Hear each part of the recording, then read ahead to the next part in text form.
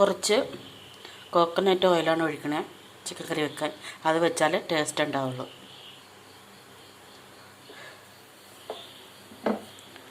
പിന്നെ നല്ലപോലെ എണ്ണ ചൂടായതിന് ശേഷം സവാള ഇടുക. സവാള ഇട്ടതിന് ശേഷം അത് നല്ലപോലെ റെഡ് കളറായി വരണം.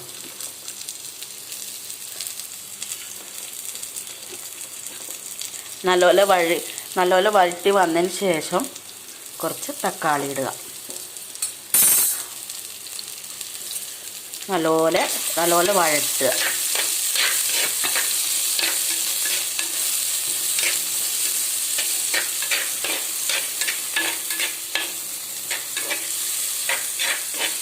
നല്ലപോലെ വഴറ്റി വന്നതിന് ശേഷം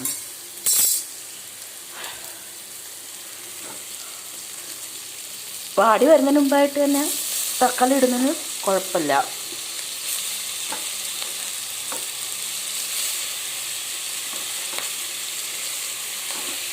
രണ്ടെല്ലാം കൂടി മിക്സ് ചെയ്യുന്നതിന് കുഴപ്പമില്ല കേട്ടോ.